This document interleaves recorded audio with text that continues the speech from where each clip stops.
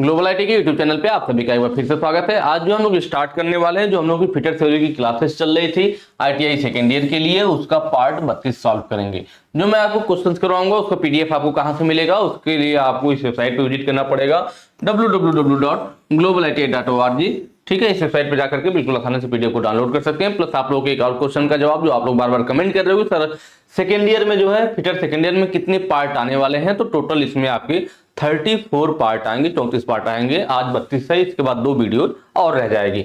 चलिए मैं आपको थोड़ा सा यहाँ पे दिखा दूं कि आपको अपने मोबाइल फोन के गूगल में सर्च करना है ग्लोबल आईटी। जैसे ही सर्च करेंगे पहली वेबसाइट globaliti.org के नाम से मिल जाएगी, इस पर आपको क्लिक कर लेना है। क्लिक करते ही नया टैब कुछ इस तरह से ओपन होगा। यहाँ पे जो ये ऑप्शन है होम, हमारे बारे में नई अपडेट एटीकोड कंपटीशन को नॉर्मली आपको दिखाई नहीं देंगे। उसके लिए क्या करना होगा, राइट साइड कॉर्नर में जो 3 डॉट बना हुआ है यहाँ क्लिक कर लीजिए, सारे ऑप्शन आपके सामने आ जाएंगे। यहाँ से आपको आईटी कोर्स पे सेलेक्ट करना है, सेलेक्ट करते फिर कई सारे ऑप्शन सामने हैं, यहाँ पे फिटर थ्योरी सेलेक्ट कर लीजिए। सेलेक्ट करेंगे इस तरह नया टैब ओपन होगा, नीचे को स्लाइड करेंगे 2 ऑप्शन है fitter theory first year second year. Second year के हैं तो सेकंड ईयर पे क्लिक कर लीजिए। क्लिक करेंगे नया टैब इस तरह से ओपन हो जाएगा, नीचे को स्लाइड करेंगे और यहाँ पे देखेंगे कि हमें पूरा पीडीएफ अपलोड हो गया। बार बार लोगों के कमेंट आ रहा था, देखिए अब आपको दिख रहा होगा ना, सब पार्ट यहाँ पे अपलोड है 1 से लेकर के 10 तक। ठीक है, 50 एक पार्ट में लगभग 50 क्वेश्चन है, तो 50 में 510 के अराउंड शायद इसमें क्वेश्चन होंगे। तो सारे पार्ट अब अपलोड हो गए हैं, आपके आगे के पार्ट भी अपलोड है। यहाँ पे हर एक पार्ट पे क्लिक कीजिए, बिल्कुल आसानी से पीडीएफ डाउनलोड हो जाएगा। ये बात होगी पीडीएफ की। अब हम चलेंगे अपने क्वेश्चंस की तरफ। आज का हमारा पहला क्वेश्चन है आपके सामने है कि कौन सा शीतलक तेल पानी के साथ इमल्सिफाइड होता है। पानी के साथ इमल्सिफाइड मतलब कौन सा शीतलक कूलेंट है जो पानी के साथ घुल जाता है। कूलेंट आयल है जो पानी के साथ इमल्सिफाइड होता है, मतलब पानी के साथ घुल जाता है। क्योंकि आपने जनरली देखा होगा ऑयल पानी में घुलते नहीं है, कभी भी पानी में ऑयल मिलाओगे तो ऊपर तैरने लगता है। तो वही चीज आप पूछ रहे हैं इंग्लिश थोड़ा थोड़ा सा हम लोग देखेंगे। विच कूलेंट ऑयल, कौन सा कूलेंट ऑयल है जो इमल्सिफाइड विथ वाटर, जो पानी के साथ इमल्सिफाइड हो जाता है, घुल जाता है। ठीक है, सॉल्युबल ऑयल जो पहला ऑप्शन यहाँ पे दे रखा है, बिल्कुल सही। पहला ये ऑप्शन है आपका। सॉल्युबल ऑयल जो होता है हमारा, यह हमारा कूलेंट होता है जो कि पानी के साथ घुल जाता है। ठीक है, ये हमारा कूलेंट ऑयल है जो पानी के साथ क्या होता है, घुल जाता है। मैंने आपको बताया भी है कि जो सॉल्युबल ऑयल होता है ना, और इसको इमल्सिफाइड ऑयल के नाम से भी जानते हैं। किसके नाम से, इमल्सिफाइड ऑयल के नाम से भी जानते हैं। ठीक है, यह पानी में आसानी से घुल जाता है। दोनों को, पानी को किस अनुपात में मिलाते हैं, तेल और पानी को, तो यह भी कई बार क्वेश्चन पूछा तो 1:20 के अनुपात में, यह भी ध्यान रखिए। सॉल्युबल ऑयल में पानी और जो हमारा ऑयल है, कूलेंट ऑयल है, किस अनुपात में मिलाया जाता है, 1:20 के अनुपात में मिलाया जाता है। ये पीछे के पार्ट में क्वेश्चन आया था, उसमें दशमलव में दिया हुआ था, तो हम लोग क्या कहते हैं 1/20 का भाग दे करके फिर दशमलव वाला पार्ट निकाले थे किस अनुपात में मिला होता, पीछे हम लोग पढ़े थे। ठीक है, तो ये चीज हो गया हमारा सॉल्युबल ऑयल के बारे में। तो इसका यूज कूलेंट के रूप में करते हैं। किसके रूप में, कूलेंट के रूप में करेंगे, या हमारे कटिंग टूल को ठंडा, देखिए कूलेंट क्यों यूज करते हैं, जिससे कि हमारी जो कटिंग टूल है, नॉर्मली आप किसी जॉब पे कटाई कर रहे हैं, कटिंग टूल टर्निंग ही कर रहे हो, तो जब हमारा जॉब घूमेगा कटिंग टूल वहां कटाई करेगा, दोनों के बीच में फ्रिक्शन होगा, जिससे कटिंग एज की आगे की जो कटिंग एज है, टूल का कटिंग एज क्या होगा, गर्म होकर के मुड़ जाएगी, कटिंग एज खराब हो जाएगी, टूल का लाइफ कम रहेगा। तो हम लोग वहां पे कूलेंट ऑयल यूज करते हैं। कूलेंट ऑयल यूज करने से क्या होता है कि जो हमारी कटिंग एज है टूल की हमेशा ठंडी रहती है, जॉब भी ठंडा रहता है, तो अच्छी फिनिशिंग आती है। प्लस टूल की कटिंग एज ठंडी रहने से उसका लाइफ टूल का ज्यादा रहता है। कभी भी आप देखोगे वीडियो वगैरह में या कहीं वर्कशॉप में, तो लेथ मशीन पे जब हमारा कटिंग टूल के द्वारा टर्निंग किया जा रहा होता है, यहाँ पे जॉब को हमारा टर्निंग कर रहे होते, तो यहाँ पे व्हाइट कलर से देखेंगे तो लिक्विड टाइप का गिर रहा होता है। तो जो व्हाइट कलर का होता है वही हमारा क्या होता है, हमारा कूलेंट ऑयल होता है। ठीक है, हर एक चीज के लिए अलग अलग होता है। तो वही चीज हमारे यहाँ पे, ये कहाँ कहाँ पे यूज होता है, तो देखिए जो सॉल्युबल ऑयल है हम लोग लेथ मशीन में यूज करते हैं। कहाँ यूज करते हैं, लेथ मशीन में यूज करते हैं, ड्रिल मशीन में यूज करते हैं, मतलब ड्रिलिंग मशीन में। ठीक है, और मिलिंग मशीन में भी यूज किया जाता है, और साइंग में भी। साइंग का मतलब होता है जब आरी के द्वारा जब कटाई होती है तो वहां पर भी। क्योंकि नॉर्मल अगर हम सिर्फ पानी यूज करेंगे तो पानी भी कूलेंट का काम करता है, सबसे सस्ता है, लेकिन पानी की वजह से हमारे कटिंग टूल पे और जॉब पे जंग लगने की संभावना रहती है, इसलिए नॉर्मल पानी ना यूज करके उसके साथ हम लोग यह ऑयल मिला लेते हैं, सॉल्युबल ऑयल, जो कि फिर क्या होता है, जो हमारा कूलेंट ऑयल होता है इसको मिलाने से उसमें जंग रोधी गुण आ जाता है, तब उससे जंग नहीं लगता है हमारा। तो ये सारी चीजें क्लियर हो गई, किसको कहां यूज कर रहे हैं। उसके बाद बारी आती है कैरोसिन ऑयल की। तो जो कैरोसिन है, मिट्टी का तेल है, यह मिनरल ऑयल के अंतर्गत आता है। मिनरल ऑयल को स्ट्रेट मिनरल ऑयल भी बोलते हैं। मिनरल ऑयल को हम लोग स्ट्रेट मिनरल ऑयल भी बोलते हैं, स्ट्रेट मिनरल ऑयल। ठीक है, इसमें हमें ध्यान क्या देना, हमें जिसमें ये बात ध्यान रखनी है कि जो हमारा मिनरल ऑयल है इसको स्ट्रेट मिनरल ऑयल भी बोला जाता है। स्ट्रेट मिनरल ऑयल का मतलब है कि इसमें कोई पानी उनी नहीं मिलाया जाता है, इसमें सीधे ऑयल को हम लोग यूज कर लेते हैं। इस मिनरल ऑयल को क्या होता है, सीधे ही यूज कर लिया जाता है, इसमें कोई पानी उनी नहीं मिलाया जाता है, इसलिए इसको स्ट्रेट मिनरल ऑयल कहते हैं। क्या कहते हैं, स्ट्रेट मिनरल ऑयल कहते हैं। लेकिन यह उतना अच्छा कूलेंट नहीं है, यह अच्छा शीतलक नहीं है। अगर कहीं पे बात किया जाए कि हमें अच्छा शीतलक यूज करना तो वहां इसको यूज नहीं कर सकते, क्योंकि यह बहुत ज्यादा अच्छा शीतलक कूलेंट, शीतलक का मतलब क्या, कूलेंट नहीं है। और एक दिक्कत और इसकी आती है क्या, कि यह जब इसको कहीं पे इस शीतलक को यूज करते हैं ना तो यह धुआं का बादल बना देता है, जिससे कि हमें फिर वहां साफ साफ दिखाई नहीं देता कि कैसी हमारी फिनिशिंग वगैरह हो रही है। क्या करता है, जब हम इस स्ट्रेट मिनरल ऑयल को यूज करते हैं कूलेंट के रूप में तो वहां धुआं के बादल बना देता है। किसके, धुएं के बादल बना देता है, जिससे हमें साफ साफ दिखाई नहीं देता है। तो इसलिए यह कूलेंट उतना अच्छा नहीं माना जाता है। Mineral oil, straight mineral oil कहिए, मिनरल ऑयल कहिए, इसी के अंतर्गत ही केरोसिन आता है। या मिनरल ऑयल का ही पार्ट, मतलब मिनरल ऑयल के अंतर्गत ही केरोसिन आता है, जिसको हम लोग कभी कभी यूज कर लेते हैं मिनरल ऑयल के रूप, मिनरल ऑयल में ही आता है। ठीक है, यह क्या है, केरोसिन ऑयल मिनरल ऑयल का ही रूप है। तो इसको हम लोग कभी कभी यूज कर लेते हैं किसके लिए, एल्युमिनियम के लिए। किसके लिए, एल्युमिनियम के लिए और इसके एलॉय के लिए। एल्युमिनियम और इसके एलॉय के लिए जो होता है हम लोग केरोसिन वाला कूलेंट यूज करते हैं। और यह केरोसिन किसके अंतर्गत आता है, मिनरल ऑयल के अंतर्गत आता है। लॉर्ड ऑयल क्या है, तो देखिए जो लॉर्ड ऑयल है हमारा ना, यह फैटी ऑयल के अंतर्गत आता है। किसके अंतर्गत आता है, लॉर्ड ऑयल या फिर और वेजिटेबल ऑयल, या दोनों, लॉर्ड ऑयल और वेजिटेबल ऑयल, वेजिटेबल ऑयल, यह दोनों किसके अंतर्गत आते हैं, यह दोनों जो है हमारा, यह दोनों आते हैं फैटी ऑयल के अंतर्गत। जैसे चर्बीदार तेल, फैटी ऑयल। आई बात समझ में, लॉर्ड ऑयल वेजिटेबल ऑयल किसके अंतर्गत आते हैं, फैटी ऑयल के अंतर्गत आते हैं। कई बार आपका, ठीक है, तो चलिए लॉर्ड ऑयल हो गया और फैटी ऑयल, फैटी ऑयल या के अंतर्गत ही क्या आ गए, लॉर्ड ऑयल और वेजिटेबल ऑयल आ गए। इसमें हमें एक चीज और ध्यान रखनी है कि जो हमारा फैटी ऑयल है ना, यह कहाँ यूज करता है, कई बार यह पूछ लेता है। तो जो हमारी कम गति पे चलने वाली हैवी ड्यूटी मशीन होती है, कहाँ यूज करते हैं, कम गति पर चलने वाली, कम गति पर चलने वाली हैवी ड्यूटी मशीन में, मशीन को मैं शॉर्ट में एमसी लिख दे रहा हूं, ठीक है, कम गति पर चलने वाले हैवी ड्यूटी मशीन में, या फिर टैप और डाई के द्वारा थ्रेडिंग में। टैप और डाई के द्वारा जब हम लोग थ्रेड काटते हैं ना, तो टैप और डाई के द्वारा थ्रेड कटिंग में या थ्रेडिंग में,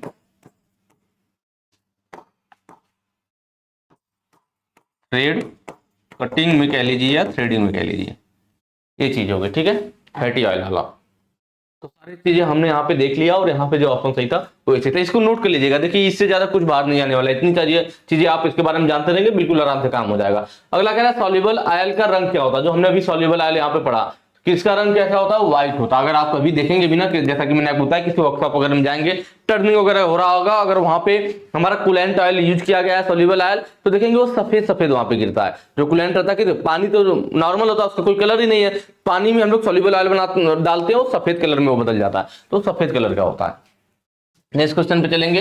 अगला कह रहा है सामान्य प्रयोजन के स्टील में थ्रेडिंग के लिए किस कटिंग तरल पदार्थ का उपयोग किया जाता है। देखिए थ्रेडिंग की बात कर रहा है, और थ्रेडिंग का मैंने अभी आपको बताया पीछे, थ्रेडिंग किसमें है, टैप और डाई के द्वारा जब हम लोग थ्रेड कटिंग करते हैं, थ्रेडिंग में क्या यूज कर रहे थे, लॉर्ड ऑयल वेजिटेबल ऑयल, जो कि फैटी ऑयल के अंतर्गत आता है। ठीक है, तो यहाँ पे देख लीजिए कोई ना कोई मिल जाएगा भाई। फैटी ऑयल में क्या आता है, फैटी ऑयल ऑप्शन में है, नहीं है। लॉर्ड ऑयल है, हाँ लॉर्ड ऑयल है, तो लॉर्ड ऑयल सही हो जाएगा।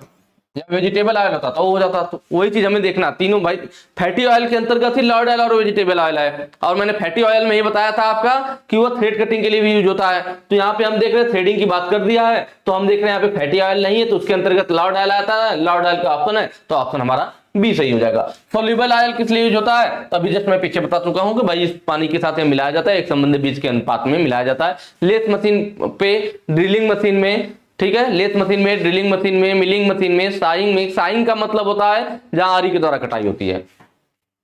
केरोसिन वाला, तो यह भी हम लोग बात कर चुके हैं कि स्ट्रेट मिनरल ऑयल के अंतर्गत आता है। और केरोसिन वाला हम लोग किसके लिए यूज करते हैं, एल्यूमिनियम के लिए। किसके लिए, एल्यूमिनियम के लिए, वह इसके एलॉय के लिए। सॉल्युबल ऑयल वाला कई बार पूछ लेता है, या कॉपर के लिए किया जाता है। कॉपर की जब कटाई की जा रही हो ना, तब भी हम लोग सोल्यूबल ऑयल यूज कर लेते हैं। ड्राई वाला, ड्राई का मतलब सूखा, जहां पे हम कोई भी कटिंग कूलेंट ऑयल यूज नहीं करेंगे, सूखा मतलब ड्राई कुछ भी नहीं यूज करते हैं, या फिर हवा की जेट, सिर्फ हवा की बौछार यूज करते हैं जिससे कि चिप्स वगैरह वहां से उड़ जाए। तो वह कौन सा होता है, तो यह देखिए कास्ट आयरन की कटाई करते समय, कास्ट आयरन की जब हम टर्निंग कर रहे होते हैं ना, तब वहां पे हमें किसी कूलेंट की जरूरत नहीं पड़ती है, ड्राई ही सूखा ही यूज कर लेते हैं, क्योंकि कास्ट आयरन ब्रिटल मटेरियल होते हैं, इसके चिप्स छोटे छोटे टुकड़े के रूप में टूट जाते हैं, हवा वगैरह का जेट से बचाव मारोगे वो उड़ जाएंगे, तो हमारा कोई दिक्कत नहीं होता, वहां पे बिना कूलेंट का काम चल जाता है कास्ट आयरन की टर्निंग में। नेक्स्ट क्वेश्चन पे चलेंगे। अगला कह रहा है कम काटने की गति वाले हैवी ड्यूटी मशीन के लिए किस कटिंग तरल का उपयोग किया जाता है। मुझे नहीं लग रहा आपको बताने की जरूरत है, जस्ट हम लोग पीछे बात कर चुके हैं कि कम काटने की गति वाली हैवी ड्यूटी मशीन हो या फिर हमारा क्या हो, थ्रेडिंग का काम हो, टैप आउट डाई के द्वारा थ्रेडिंग किया जा रहा हो, दोनों के लिए क्या था हमारा, दोनों के लिए हमारा कौन सा ऑप्शन सही होगा यहाँ पे, ठीक है, कम काटने की गति हो फैटी ऑयल। मैंने बताया था ना कि फैटी ऑयल या फिर इसी के अंतर्गत लॉर्ड ऑयल और वेजिटेबल ऑयल आते हैं, तो इनका यूज फैटी ऑयल का कहां किया जाता है, फैटी ऑयल के अंतर्गत हमारा क्या आ जाता है, लॉर्ड ऑयल और वेजिटेबल ऑयल, और इन्हीं का यूज किया जाता है थ्रेडिंग में या फिर कम गति वाले हैवी ड्यूटी मशीन में। तो ऑप्शन यहाँ पे सी सही हो जाएगा। सिंथेटिक, देखिए यहाँ पे एक थोड़ा नया आपको मिल गया, सिंथेटिक फ्लूइड जिसे हम लोग केमिकल वाला भी बोलते हैं ना, केमिकल सॉल्यूशन भी बोलते हैं, सिंथेटिक फ्लूइड को केमिकल सॉल्यूशन भी बोला जाता है। इसका जो सिंथेटिक फ्लूइड होता है, केमिकल सॉल्यूशन होता है ना, इसमें कुछ चुने हुए हमारे केमिकल होते हैं जिनको पानी में मिलाकर के यूज किया जाता है। क्या किया जाता है, कुछ चुने हुए केमिकल होते हैं जिनको पानी में हम लोग मिलाकर के यूज करते हैं, यह कूलेंट अच्छा होता है, मतलब यह अपने साथ चिप्स को बहा ले जाता है। इसके अंदर क्या क्वालिटी होती है, यह चिप्स जो होते हैं अपने साथ बहा ले जाता है बाकी की अपेक्षा आसानी से।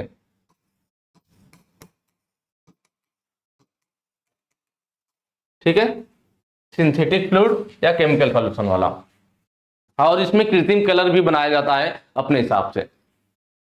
Straight mineral oil, straight mineral oil में मैंने बताया था कि यह जो है बहुत अच्छा कूलेंट नहीं है, इससे जो है धुएं के बादल बन जाते हैं। इसके अंतर्गत कैरोसिन वाला आता है, कौन सा आता है, कैरोसिन आता है, मिट्टी का तेल आता है। कैरोसिन वाला के हम लोग कहाँ यूज करते हैं, एल्युमिनियम के लिए और उसके एलॉय के लिए, एल्युमिनियम और उसके एलॉय के लिए यूज करते हैं। ठीक है, लास्ट है आपका सोल्यूबल ऑयल। सोल्यूबल वाले की बात हो चुकी है कि भाई एक संबंध 20 के अनुपात में मिलाया जाता है, इसे इमल्सिफाइड ऑयल भी कहते हैं, और इसका यूज आपका ड्रिल मशीन में, लेथ मशीन में, मिलिंग मशीन में, साइंग मशीन में किया जाता है। चलिए नेक्स्ट क्वेश्चन पे चलेंगे। अगला कह रहा है कि फ्लैट या ओवल टाइप हेड स्क्रू के साथ किस प्रकार के लॉक वाशर का उपयोग किया जाता है। लॉक वाशर का मतलब है कि ऐसे वाशर जो नट को, बोल्ट को लॉक कर दे जिससे कि वह खुले ना, क्योंकि कोई भी मशीन जब चलती है तो मशीनों में वाइब्रेशन होता है जिससे नट बोल्ट के द्वारा जिनको उनको टाइट किया गया होता है वह खुल जाते हैं। तो वो नट बोल्ट हमारे खुले ना, लॉक रहे वाइब्रेशन के समय वो अपने आप खुले ना, तो इसके लिए हम लोग ये लॉक वाशर यूज करते हैं। ठीक है, तो यहाँ पे देखिए एक्सटर्नल टाइप वाला है, हालांकि ये सारी चीजें मैं पहले बता चुका हूँ पिछले वीडियो में, बिल्कुल एक एक के बारे में डिटेल में बताया था, एक बार फिर से मैं आपको बता देता हूँ कि एक्सटर्नल टाइप कहाँ यूज करते हैं। तो एक्सटर्नल टाइप यूज करते हैं जहां पे अत्यधिक प्रतिरोध की जरूरत हो, अत्यधिक प्रतिरोध। एक्सटर्नल मतलब जिसमें बाहर दांते बने हुए, ये एक्सटर्नल टाइप का, देखिए दांते बाहर बने हैं, एक्सटर्नल टाइप का असर हो गया। इंटरनल टाइप जिसमें दांते अंदर बने हुए हों, कहाँ यूज किया जाता है इंटरनल टाइप, हमारा इंटरनल टाइप यूज किया जाता है स्मॉल हेड स्क्रू के लिए, ऐसा स्क्रू जिसका हेड छोटा हो, स्मॉल हेड स्क्रू, दांते अंदर बने होंगे, इस वाले फिगर में देख लीजिए दांते अंदर बने हुए। ठीक है, इंटरनल टाइप। काउंटर संक टाइप कौन सा है, तो देखिए यह जो है हमारा काउंटर संक टाइप फिगर है। ठीक है, काउंटर संक टाइप हमारा कहाँ यूज किया जाता है, तो यही हमारा फ्लैट हेड हो या ओवल टाइप हो। ओवल टाइप का मतलब होता है अंडाकार आकृति, तो उनके लिए हमारा काउंटर संक टाइप वाला वाशर यूज किया जाता है। तो यहाँ पे ऑप्शन सी आपका सही हो जाएगा। इंटरनल एंड एक्सटर्नल टाइप, तो देखिए यह जो हमारा फिगर है इंटरनल एंड एक्सटर्नल टाइप का है, यह कहाँ यूज किया जाता है हमारा, तो यह यूज किया जाता है हमारा जहां पे साइज छोटी हो जाए, मतलब जो हमारा होल का साइज है वो अपने साइज से छोटा हो जाए, होल का साइज अपने साइज से छोटा हो जाए। पहचान जाएंगे आसानी से भाई, इसके अंदर भी दांते कटे हैं, बाहर भी दांते कटे थे, इंटरनल एंड एक्सटर्नल दोनों होंगे। नेक्स्ट क्वेश्चन पे चलेंगे।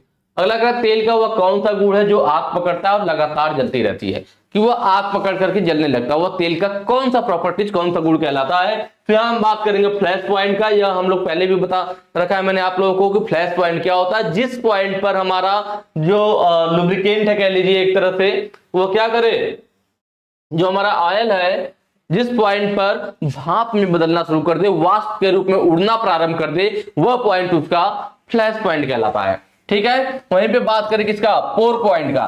तो हमारे ऑयल, जब हमारा ऑयल गाढ़ा होने के बावजूद भी, ऑयल जब हमारा गाढ़ा हो जाए उसके बावजूद भी अगर वो बहता रहता है तो उसका पोर पॉइंट कहलाता है। तेल हमारा गाढ़ा होने के बावजूद भी अगर अच्छी तरीके से बह रहा है तो पोर पॉइंट कहलाता है। या कह लीजिए जिस निम्नतम टेम्परेचर पे हमारा तेल बह सकता है आसानी से। ठीक है, जैसे कि आप कह सकते हो कि मान लीजिए जैसे बर्फ के कारखाने हैं, मैं ये चीज पहले भी बताया कि बर्फ के कारखाने अगर वहां पे नॉर्मल आप ऑयल यूज करोगे तो वो जम जाएगा, लेकिन तेल गाढ़ा होने के बावजूद भी जमे ना और बहता रहे तो वह जो होता है वही हमारा क्या होता है, पोर पॉइंट होता है। फायर पॉइंट, तो जिस टेम्परेचर पे हमारा जो ऑयल है वो आग पकड़ के जलने लगे वो फायर पॉइंट कहलाएगा। और वही क्वेश्चन में पूछा भी था कि तेल का हुआ कौन सा गुण है जो आग पकड़ता है और जलता रहता है, तो फायर पॉइंट है। क्या है, फायर पॉइंट है। ऑयलनेस का मतलब होता है स्निग्धता से या तेलियता से, मतलब तेल में जितना अच्छा ज्यादा चिपचिपापन हो तभी उतना अच्छा से वो लुब्रिकेशन करेगा।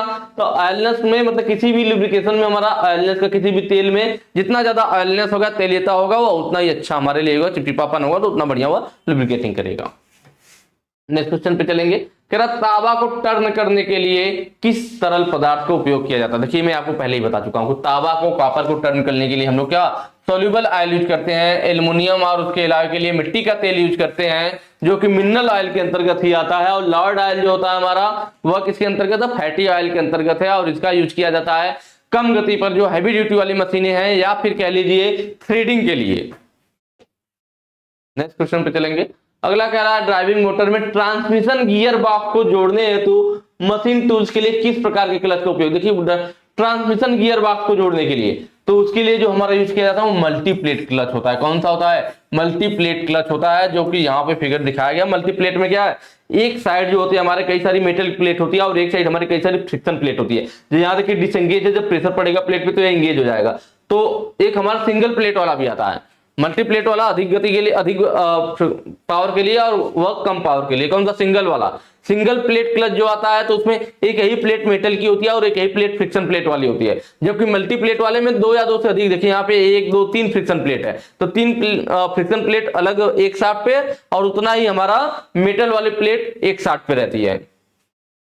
कोन क्लच, देखिए ये कोन टाइप का है, एक साथ पर जो है प्रोजेक्शन करके कोन बना दिया जाता है, दूसरे में हमारा कोन के आकृति का छिद्र बना दिया जाता है। यह हमारा फ्रिक्शन के अंतर्गत ही आता है। या दोनों मल्टीप्लेट क्लच हो या कोन क्लच हो या हमारे फ्रिक्शन वाले के अंतर्गत आते हैं, मतलब फ्रिक्शन क्लच कहलाते हैं, फ्रिक्शन के द्वारा पावर को ट्रांसमिट करते हैं। एयर क्लच, हमने इसकी बात किया था कि भाई एयर क्लच में कोई भी मैकेनिकल समायोजन नहीं होता है, यह वायु के प्रेशर के द्वारा जुड़ा रहता है, इसलिए हमें अगर जब तक क्लच को जोड़ना है तो वायु का दाब बराबर बना रहना चाहिए। वहीं पे बात किया जाए सेंट्रीफ्यूगल क्लच की, तो यह भी बात हुआ था कि यह कम शक्ति के दुपहिया वाहन में यूज किया जाता है। जैसे कि मैंने आपको स्कूटी वाला एग्जांपल दिया था कि उसमें हमारा सेंट्रीफ्यूगल क्लच होता है, इसलिए हम लोग जब उसमें एक्सीलरेटर लेते हैं तो यहाँ पे यह सेंट्रीफ्यूगल वेट है, तो जब इनर वाले भाग का गति बढ़ेगा तो यह वेट जो होगा इस पे सेंट्रीफ्यूगल फोर्स लगेगा और यह बाहर की तरफ खींचेगा। तो यह जो रबिंग सरफेस है यह बाहरी सरफेस से टकराएगा और यहाँ पे इनके फ्रिक्शन होगा और इस पार्ट को घुमाने लगेगा। तो ये हमारा सेंट्रीफ्यूगल क्लच होता है। नेक्स्ट क्वेश्चन पे चलेंगे। अगला कह रहा है ऑटोमेटिक लेथ, यहाँ पे लेथ होगा, देखिए लेथ मशीन की बात कर रहा है ना, वो भी कौन सी, ऑटोमेटिक वाली लेथ मशीन की बात कर रहा है। ऑटोमेटिक वाली लेथ मशीन की बात कर रहा है। ठीक है, मैंने आपको बताया था कि सॉल्युबल ऑयल लेथ मशीन में यूज किया जाता है, लेकिन यहाँ ऑटोमेटिक लेथ पूछा, ध्यान देना इस बात को, नहीं तो हम आप कहोगे सर आपने तो बताया था कि भाई सॉल्युबल ऑयल में जो है हम क्या करते हैं, लेथ मशीन के लिए, ड्रिलिंग मशीन के लिए, मिलिंग के लिए और सॉइंग के लिए, इनको लिए आप कहोगे आपने तो बताया था कि नहीं लेथ मशीन था वो हमारा सॉल्युबल ऑयल में आता है। लेकिन यहाँ क्वेश्चन में लेथ मशीन का नहीं, ऑटोमेटिक लेथ की बात कर रहा है कि उसमें कटिंग ऑयल का इस्तेमाल, कौन सा कटिंग ऑयल यूज किया जाता है। तो जब ऑटोमेटिक लेथ की बात करेगा ना तो उसमें यूज किया जाता है कंपाउंडेड ब्लेंडेड ऑयल। यह जो हमारा होता है कंपाउंडेड या ब्लेंडेड ऑयल, यह ऑयल जो होता है हमारा सस्ता होता है। कैसा ऑयल होता है, यह सस्ता भी होता है, सस्ता ऑयल होता है, और जो फैटी ऑयल है उसकी अपेक्षा तरल भी ज्यादा होता है। फैटी ऑयल से अधिक तरल होता है। ठीक है, और यही हमारा ऑटोमेटिक क्लेच में यूज किया जाता है, इस बात को हमें ध्यान रखना है। बाकी फैटी ऑयल तो ये जो है यहाँ पे आपको दिख रहा होगा फैटी ऑयल। फैटी ऑयल के अंतर्गत हमारा क्या आता है, लॉर्ड ऑयल आता है और वेजिटेबल ऑयल आता है। इसका यूज किया जाता है कम गति पे चलने वाले जो हैवी ड्यूटी मशीनें हैं या फिर कह लीजिए थ्रेडिंग वाले कार्यों में। और स्ट्रेट मिनरल ऑयल, इसका भी मैंने बताया था कि ये उतना अच्छा तेल नहीं होता है, क्योंकि यह जहां पे यूज किया जाता है वहां पे धुएं के बादल बन जाते हैं जिससे हमें साफ साफ दिखाई नहीं देता है। प्लस इसकी शीतलता भी उतनी अच्छी नहीं, कूलेंट भी उतना अच्छा नहीं, उतना अच्छा या ठंडा नहीं करता है। लेकिन इसकी के अंतर्गत हमारा केरोसिन ऑयल आता है जिसका हम लोग यूज एल्युमिनियम और उसके अलावा के लिए करते हैं। नेक्स्ट क्वेश्चन पे चलेंगे। अगला कह रहा है हाइड्रोलिक क्रेन का उद्देश्य क्या। देखिए यहाँ पे हाइड्रोलिक क्रेन दिखाया गया है।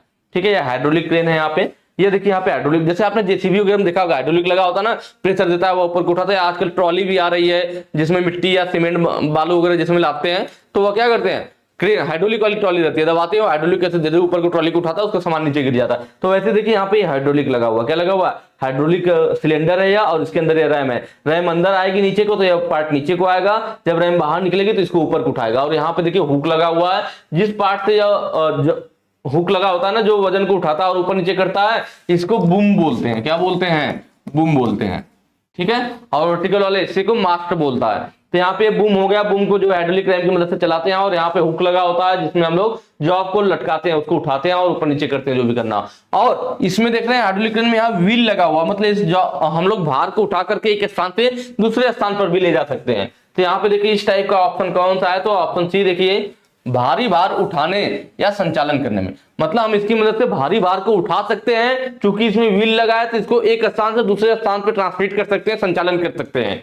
ठीक है, तो यहाँ पे यही हो जाएगा कि used on lever to lift lead heavy loads, मतलब हैवी लोड्स को ले जाने के लिए भी। तो ऑप्शन सी सही हो जाएगा। इसमें क्या था, भार को उठाने के लिए दिया था, इसमें भार को स्थानांतरित करने के लिए दिया था, दोनों अलग अलग दे दिया था। जबकि इसमें एक दिया कि भार को उठाएगा भी और उसका संचालन भी करेगा। तो सही बात है, भार को उठा करके व्हील पहिया लगा हुआ है इस हाइड्रोलिक क्रेन में, तो उसको यह संचालन भी कर लेगा। तो हाइड्रोलिक क्रेन का फिगर हो गया। अगला क्वेश्चन आपके सामने है, कह रहा है कि जो उनके बीच रोप से भी रोपे गए दो या अधिक पुली रहेगा ना, पुली का जो एक प्रणाली है, इंग्लिश देखते हैं, which is a system of two और मोर पुली। कौन सा सिस्टम है जिसमें दो या दो से अधिक पुली होती है, विथ ए रोप थ्रेडेड। ठीक है, रोप वाली रस्सी वाली थ्रेडेड के साथ बिटवीन देम, उनके बीच में। तो उसमें होता है, देखिए कौन सी होती है, यह होता है हमारा पुली ब्लॉक। देखिए बाकी जितने भी ऑप्शन है, डिफरेंशियल हॉइस्ट, स्पूर गियर हॉइस्ट और कम अलाउंग चेन हॉइस्ट, इन तीनों में चेन यूज किया जाता है। डिफरेंशियल हॉइस्ट का देखिए फिगर यह वाला है हमारा डिफरेंशियल हॉइस्ट का, और इस पर गियर वाला यह फिगर है। इन और जो लास्ट में तो चेन हॉइस्ट लिखा ही है कि यह चेन हॉइस्ट है, तो मतलब इसमें चेन यूज किया जाएगा। इस पर गियर हॉइस्ट में भी चेन यूज किया जाता है, जो जहां जहां हॉइस्ट लगा हुआ है सब में चेन यूज करते हैं। डिफरेंशियल हॉइस्ट में भी चेन यूज करते हैं। जबकि क्वेश्चन में देखिए क्या बोला है कि जो उनके बीच रोप से, रोप मतलब रस्सी की बात करा कि दो या दो से अधिक पुली यूज की जाए और उसमें रस्सी यूज की जाए, तो रस्सी यूज किस में करते हैं, पुली ब्लॉक में करते हैं, ये ध्यान रखिए। तो इसलिए ऑप्शन बी सही हो जाएगा। बाकी हॉइस्ट है, हॉइस्ट में चेन यूज किया जाता है, पुली ब्लॉक में रस्सी यूज किया जाता है। क्वेश्चन में रस्सी की बात भी किया था। यहाँ पे यह फिगर देखिए पुली ब्लॉक वाला है कि हमारी एक पुली देखिए यहाँ ऊपर है और एक नीचे, दो पुलियां यूज की गई है और इनमें रस्सी को लपेट करके और यहाँ नीचे वाली पुली से देखिए हुक लगा करके सामान को उठाया जा रहा है। और इसको लटकाने के लिए हम लोग कहीं ना कहीं इसका जुगाड़ बनाते हैं, जिसपे या तो ट्राइपॉड टाइप का जो आता है, सियर लेग आता है, तीन ऐसे बना होता है, उस पे बीच में इसको लटका देते हैं और फिर हम हाथ से उठाते हैं इसको। ठीक है, क्योंकि इस जो हमारा यह सिस्टम है, इसको एक जगह चाहिए होगा लटकाने के लिए। कहाँ लटकाओगे इसको, इस चीज को, तभी तो उठाओगे बाहर को। डिफरेंशियल हॉइस्ट कौन सा, यह वाला। देखिए इसमें क्या होते हैं, इसमें देखिए एक ऊपर है बड़ी पुली और नीचे है छोटी पुली, दो पुली है, एक ऊपर बड़ी पुली नीचे छोटी पुली।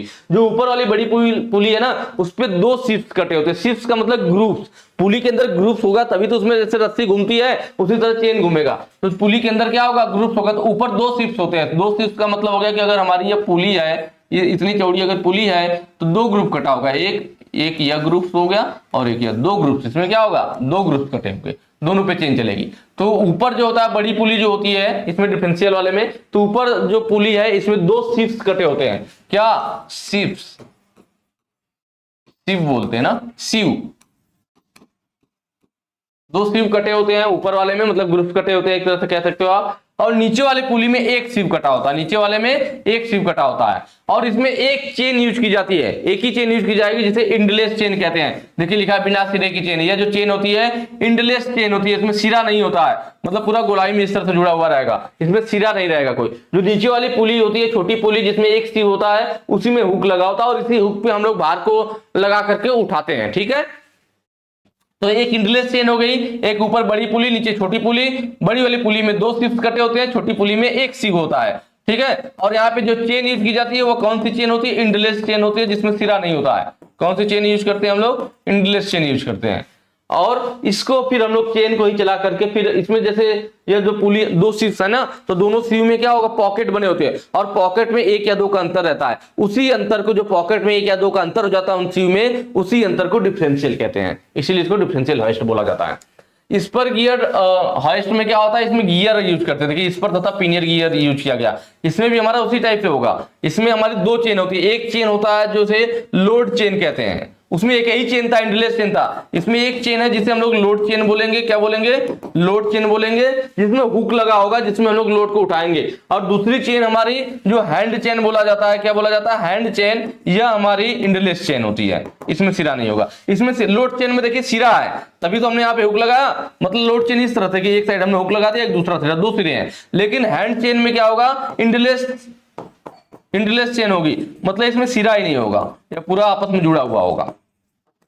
तो ऊपर ब्लॉक में इस तरह से हम लोग सीव में इसको लगाते हैं और अपने हाथ से इसको खींचते चलाते हैं। और यह क्या होता है, जो हमारा सीव होता है या जुड़ा होता है, जो पुली ब्लॉक होगा या जुड़ा होगा इस पर गियर से, और वो उसको घुमाता है, उसके रिडक्शन गियर से जुड़ा होता है और उसको यह घुमाता है। जो हमारा यह डिफरेंशियल हॉइस्ट वाला था ना, ये कम भार उठाने के लिए यूज किया जाता है, जबकि उसके अपेक्षा अधिक लोड यूज करना हो, अधिक भार उठाना हो, तो इस पर गियर हॉइस्ट यूज किया जाता है। चलिए नेक्स्ट क्वेश्चन पे चलेंगे। अगला कह रहा है इस क्रेन का नाम क्या। देखिए यहाँ पे क्रेन दिखाया गया, क्रेन का काम ये आप समझ रहे हो, क्रेन का काम क्या, भार को उठाना, और कोई अलग चीज तो है नहीं। तो वही चीज है यहाँ पे, इस क्रेन का नाम क्या। देखिए इसमें है क्या, जो ये वर्टिकल वाला हिस्सा होता है ना, इस वर्टिकल वाले को वर्टिकल मास्ट बोलते हैं, वर्टिकल मास्ट, ठीक है। और जो हॉरिजॉन्टल वाला है, जिसपे यहाँ हुक लगा हुआ और इसी में जॉब को हम लोग पकड़ करके इसको चारों तरफ घुमा सकते हैं किधर भी, ठीक है। तो ये जो हॉरिजॉन्टल वाला है, इसको लोग हॉरिजॉन्टल बोलते हैं, हॉरिजॉन्टल बूम, ठीक है। हॉरिजॉन्टल बूम पे यहाँ होकर था, जिसकी मदद से हम लोग जॉब को हम लोग उठाकर घुमाते हैं। और इस हॉरिजॉन्टल बूम को, जिस पर हम लोग जॉब वस्तु को, लोड को उठाकर के घुमाते हैं, इस हॉरिजॉन्टल बूम को सपोर्ट प्रदान कौन करता है, वर्टिकल मास्ट ही सपोर्ट प्रदान करता है, ठीक है, वर्टिकल मास्ट।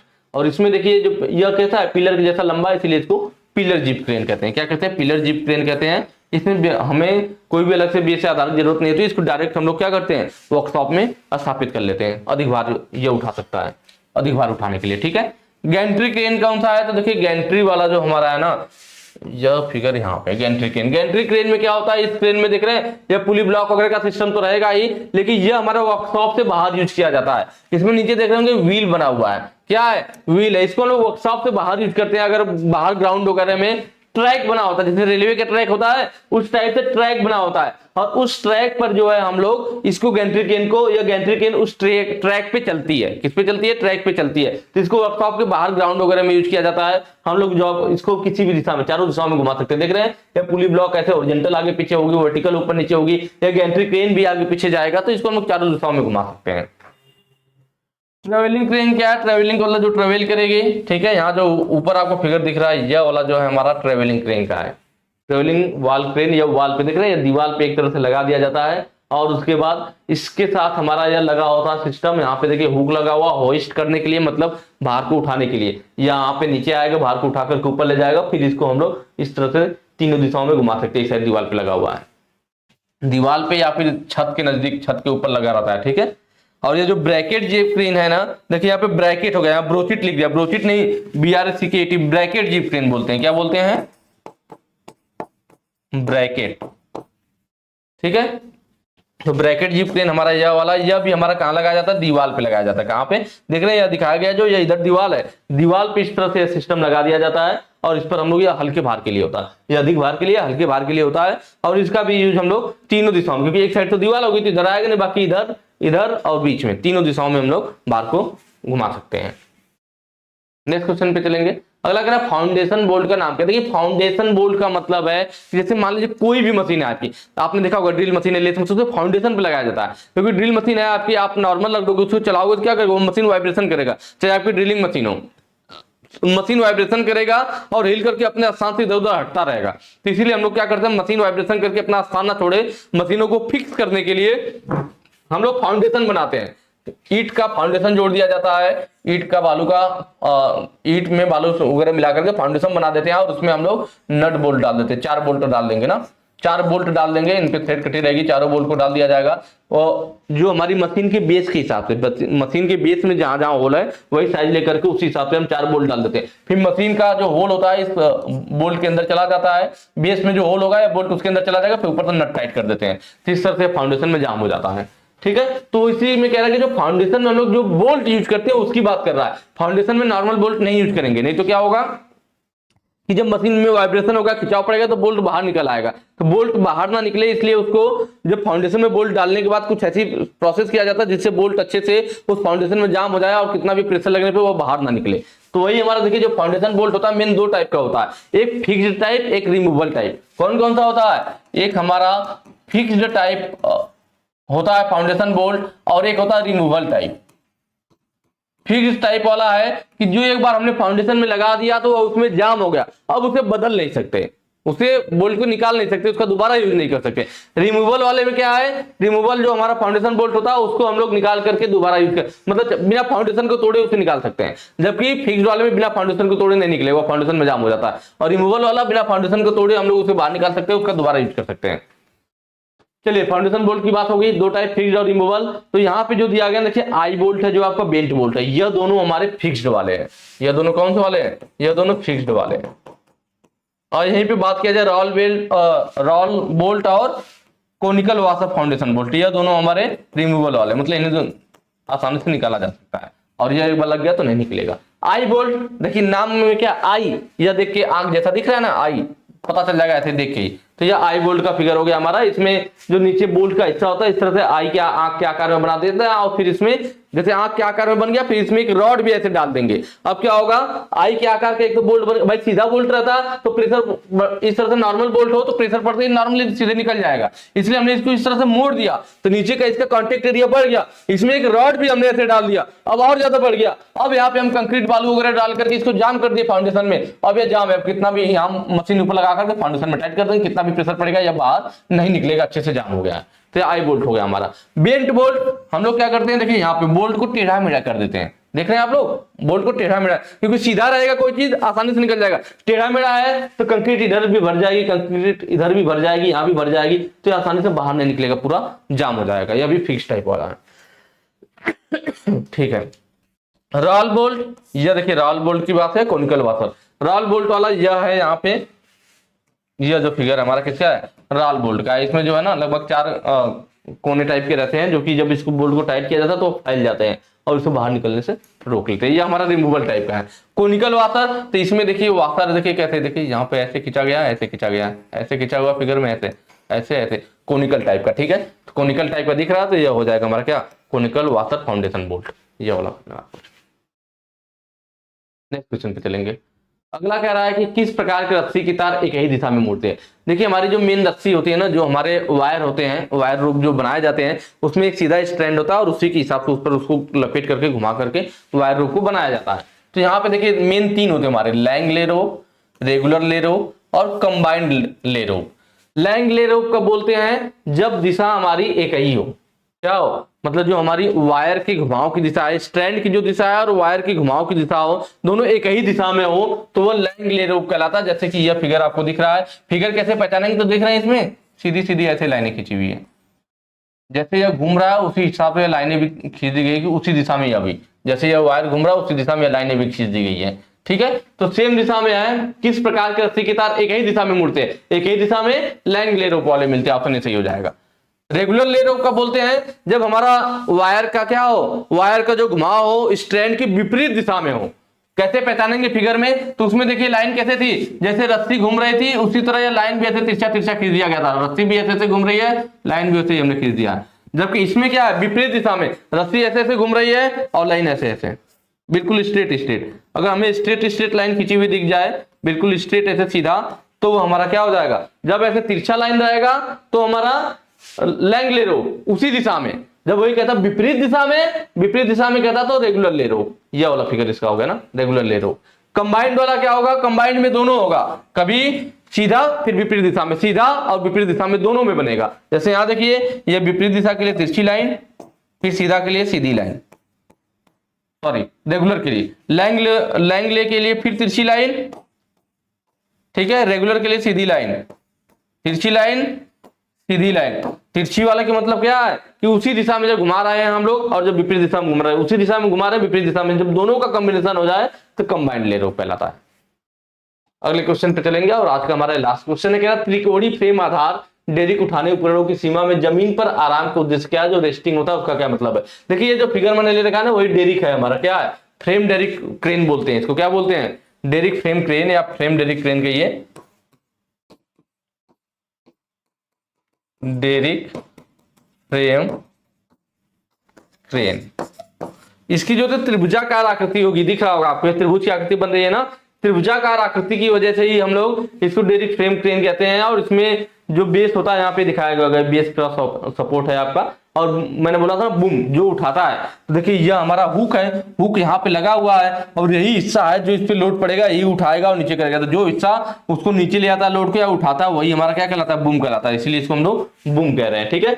और जिसकी मदद से पकड़ के रखते हैं, जैसे मान लीजिए यह हमारा मेन सपोर्ट है, मेन सपोर्ट खड़ा है या आगे को ना गिरे, तो इसको ये पीछे एक तरफ से, जैसे तार नहीं, जो बिजली के खंभे होते हैं, देखते हैं बिजली का खंभा खड़ा रहता है और वो गिरे ना किसी साइड, तो उसमें तार बांध के नीचे जमीन में ऐसे लगा दिया जाता है, तो जो वही चीज यहाँ देखिए, ये गिरे ना, इसलिए यहाँ पे क्या है, ये तार यहाँ खींच करके एक तरह से यहाँ बांध दिया गया है, और ये जो तार खींच करके सपोर्ट के लिए बांधा जाता है, इसको गाई बोलते हैं, क्या बोलते हैं, गाई बोलते हैं, या GUI कहिए, गाई, ठीक है। और यहाँ पे हमारा रोलर गाइड लगा हुआ है, टॉपिंग लिफ्ट है हमारा, और यहाँ से हमारा ये चीज होता है जहाँ वर्किंग टेकल होता है, जहाँ पे हम लोग जॉब को लगाते हैं और उसको फिर खींचते हैं। ठीक है, क्या हो गया हमारा, डायरेक्ट फ्रेम हो गया। इसमें क्या है मेन, त्रिभुजाकार आकृति, ठीक है, इसी आकृति की वजह से इसको पहचानते भी। और क्वेश्चन में देखिए लिखा है त्रिकोणीय फ्रेम आधार डेरिक उठाने के उपकरणों में, तो त्रिकोणीय फ्रेम आधार से नाम से आप इसको पहचान जाओ कि क्या हमारा डेरिक फ्रेम क्रेन है।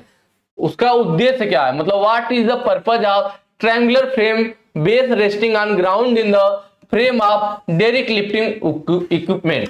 डेरिक लिफ्टिंग वाला इक्विपमेंट जो है उसमें जो होता है, पूछ रहा है कि ट्रायंगुलर फ्रेम जो होता है उसका बेस में रेस्टिंग क्यों ग्राउंड पे होता है, तो वो होता है हमारा ना जो बेस का लोड है, मतलब बेस को लोड के नीचे आने से रोकना। ये हमारा बेस है तो लोड इसके नीचे ना आए, तो उसी से रोकने के लिए हमारा लगा हुआ ना कि बेस लोड जो है इसके नीचे ना आए।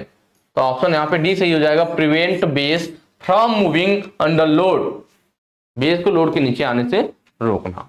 तो यह हो गया हमारा आज का लास्ट क्वेश्चन, और ठीक है, इसके आगे के जो क्वेश्चन होंगे हम लोग नेक्स्ट वीडियो में सॉल्व करेंगे। आज के लिए इतना ही, थैंक यू।